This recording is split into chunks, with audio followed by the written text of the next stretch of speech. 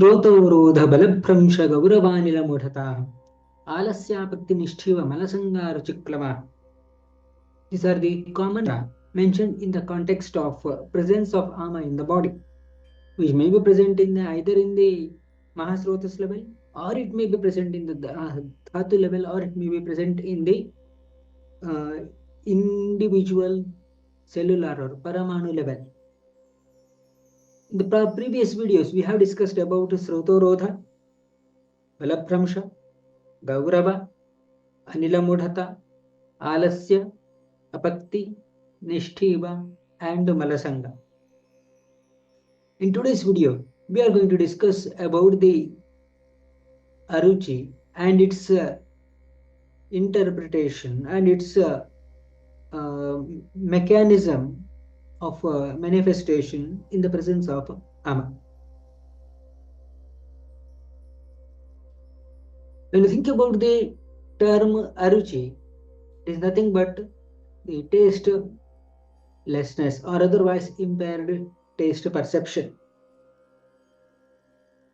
This is actually indicative of the abnormal functioning of Pranavata and abnormal functioning of Bodhaka Kapha as such. When you think about the actual causative factor, so this is something related with the main the ahara related. So that means the person may be having either athyashana, wherein the person is going to take the food immediately within a matter of the emptying of the food from the amashaya, or it may be vishamashana, the irregular consumption of food in relation to timing and quantity. Then comes the samashana, where the wholesome and unwholesome, that is pathya and apathya bhojana, are consumed at a particular time. Viruddhashana, where the person is going to consume incompatible food substances at a particular time, and atyashana, wherein the large amount of food will be consumed at a particular time, at a particular point of time. When you think about the overall etiological factors, 95% of the cases, they are categorized under these 5 headings. Either it may be adhyashana or vishamashana or samashana or viruddhashana or atyashana.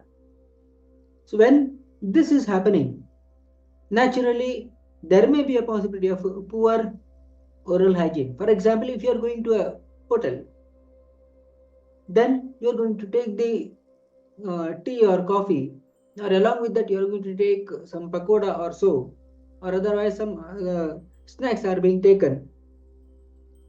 So most of the occasions the proper oral hygiene will not be maintained. That means the proper gargling of the mouth will not be done.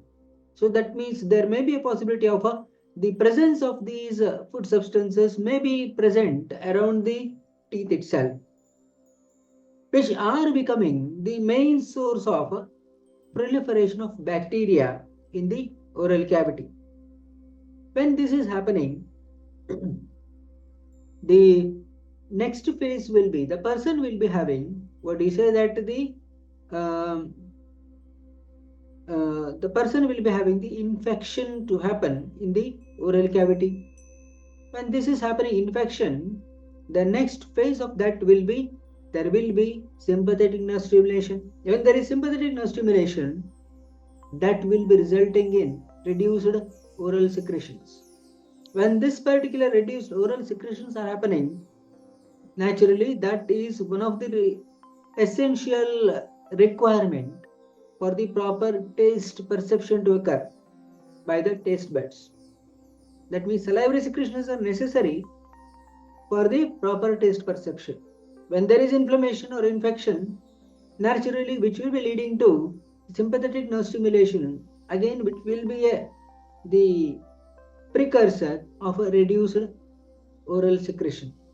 That is the main cause for what we say that the Arochaka or Aruchi had to happen in the Ama. When you think about the further phase as such, these macromolecules, they are entering into the stomach, which again resulting in the poor hydrochloric acid secretion. And that means the macromolecules will not be converted into intermediate or micromolecules even after a matter of 2 hours of staying of the food in the stomach itself. That means the macromolecules which are present in the stomach that may start enter into the small intestine as macromolecules only, which again resulting in the poor secretion to happen even in the small intestine also. So that means again it will be the inflammation to happen even in the stomach, small intestine also. So that means that is resulting in the poor secretion to happen even in the stomach as well as small intestine. So the conversion of macromolecules may not happen into micromolecules. That means macromolecules may remain or intermediate molecules may remain as macromolecules or intermediate molecules even in the stomach, small intestine and large intestine. So thus, whenever if you think about the person is doing the adhyasana, initially that will be leading to the presence of ama. When that is happening naturally, so that will be ama will be present in the amashaya first, which again results in the aversion to take the food. That is the because of autonomic nervous dysfunction, the person will be having the tastelessness as a main presenting complaint.